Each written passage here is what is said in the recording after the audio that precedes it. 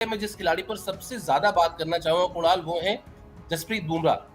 हुँ, लंबे समय बाद आ रहे हैं हुँ, और पिछली बार जब आए थे, तो क्या हुआ था ये हम सबको याद है। हाँ, मतलब आया राम गया राम हुआ था और फिर बड़ा विवाद हुआ था। आपको याद हुँ, होगा जिस तरह से फिर वो यहाँ से गए और रातों-रात फिर वो एनसीए पहुँचे। पहले कहा गया कि नहीं साहब ऐसी कोई बहुत चिंता की बात नहीं है और नए सिरे से सारी जाँच होगी, रिपोर्ट होगी। अ, बीसीसीआई में मेरे बहुत ही क्लोज़ सोर्सेज़ ने तो यहाँ तक भी कह दिया कि नहीं, कई बार क्या होता है कि खिलाड़ी को कह देते हैं कि आप 3 हफ्ते, 4 हफ्ते नहीं खेल पाएँगे, लेकिन जब हुँ, हमारा बीसीसीआई पैनल का डॉक्टर देखता है, 1 इंजेक्शन देता है, तो वो 5 दिन में खेलने लगता है, मैच फिट हो जाता है। वो हुँ, क्या हुआ हम सबने देखा हुँ, और फिर कप्तान को कहना पड़ा कि हुँ, हमें हाफ फिट प्लेयर्स नहीं चाहिए। हुँ, हुँ। जसप्रीत बुमराह बहुत ज़्यादा पैनी निगाहों में रहने वाले हैं इस सीरीज़ में।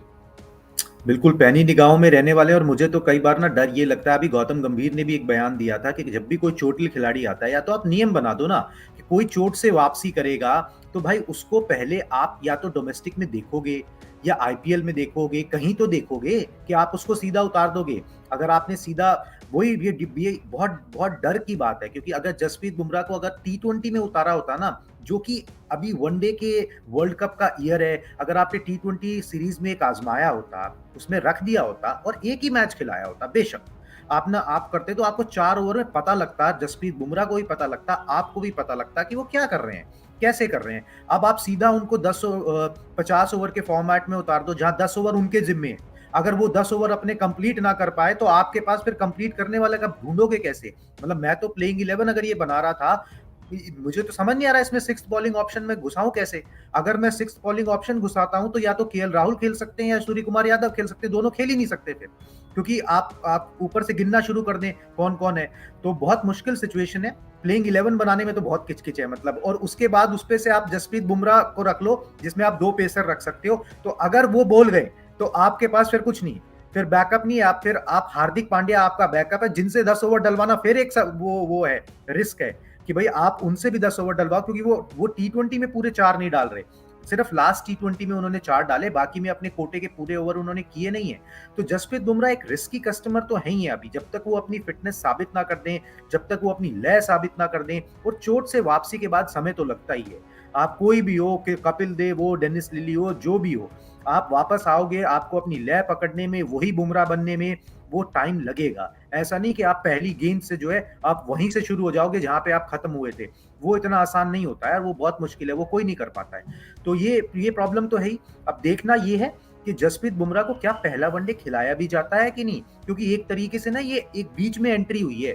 ये जब टीम अनाउंस की गई थी, तब जसप्रीत बुमराह का नाम नहीं था। आपने बाद में बीच में उनको डाला, या तो आप उन्हें टेस्ट करना चाहते हो किसी एक आधे वनडे में खिला के, या तो ये मानसिकता है इसलिए आपने डाला है नाम, या फिर आप मतलब आप डरे हुए थे कि भाई जो बाकी दूसरे गेंदबाज हैं वो काम नहीं कर पाएंगे। वो मुझे लॉजिक समझ नहीं आता, मोहम्मद शमी, मोहम्मद सिराज, ये काम नहीं कर पाएंगे तो फिर कौन काम कर पाएगा।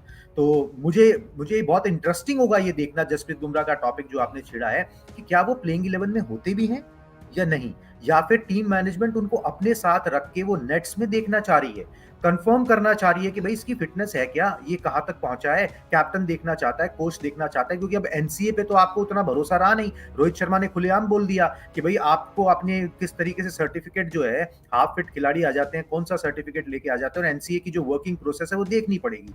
तो वो उन्होंने बोल ही दिया था, इससे ज्यादा वो क्या बोल दें, इससे ज्यादा तो कुछ बोला नहीं जा सकता।